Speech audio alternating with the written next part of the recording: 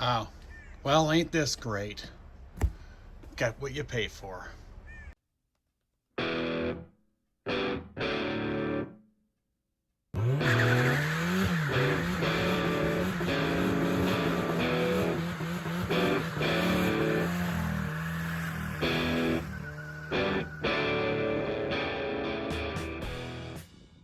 Good morning. Welcome back to Built by Bo. Today I want to do a short video. I just want to recap a tire review I did about a year ago. It was one of my first videos, and it was to do with Chinese made tires. Now, I'm a firm believer of a quality name brand tire.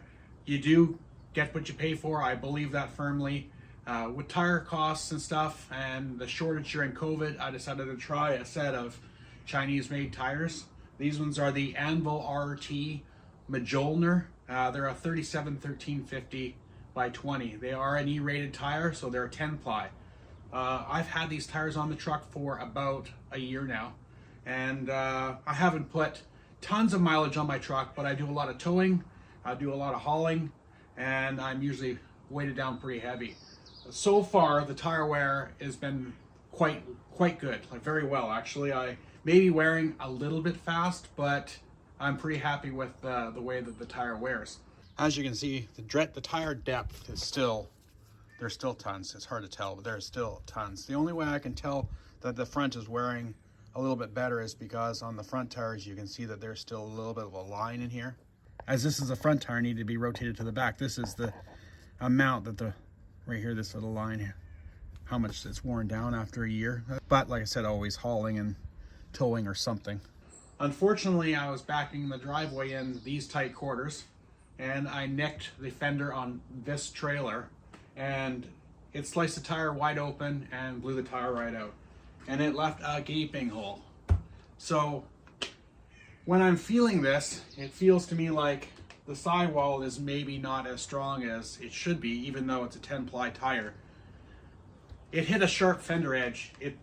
It's very possible it would do damage to the tire. I just firmly in my mind don't believe it should have done that much damage. And it is my fault.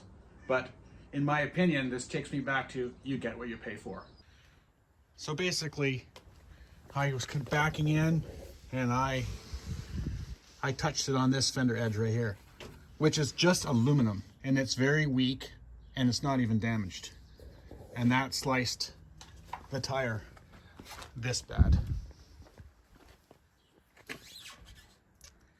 Not to mention I was idling, backing up super slow. So it was a slow, just brush against it, whoosh, and there goes the tire. Now in conclusion, I'm not telling you not to buy them.